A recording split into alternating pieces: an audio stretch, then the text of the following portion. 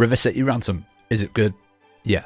River City Ransom is a beat 'em up, but it's more than just that, as it has RPG-like leveling up mechanics. You can play as either Alex or Ryan. Both characters play exactly the same. If you have a friend, then you can play this game in co-op. I played the whole game solo, and I didn't feel like I was missing anything by doing so. The game has a loose story. The basic gist is lots of gangs have taken to the streets. It's up to you to beat them all up and take down all their bosses. Most enemies drop coins. These coins could be spent at one of the many malls throughout the game.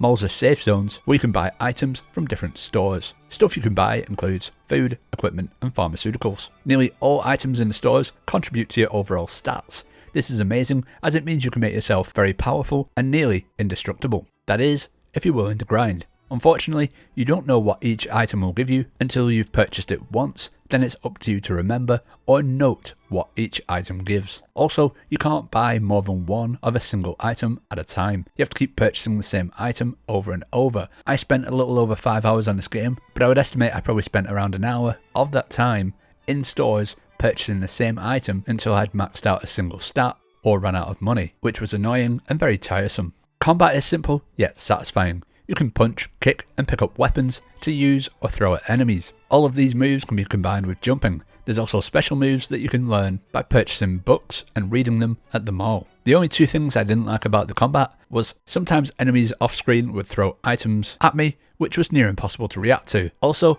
it was hard to tell how, when or why an enemy would block my attack. And to counter an enemy, all I had to do was just button bash and just keep punching or kicking. There wasn't a huge range of enemies, which is to be expected for an NES, but even the bosses were a little bit too boring and basic looking. When you leave and return to an area, enemies respawn, which is great for grinding for extra cash. If you die, you'll respawn in the closest mall that is to the left of the screen. The only punishment is you lose half your money, but you get to keep all your stats, which was great.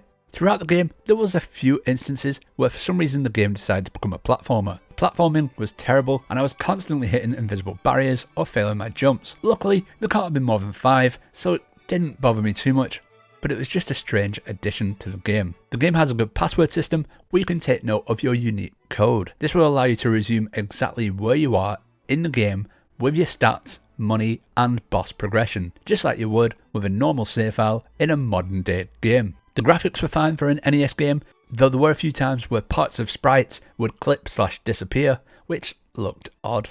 The soundtrack was fine, nothing too memorable, but not annoying either, and I was happy to listen to it throughout the game.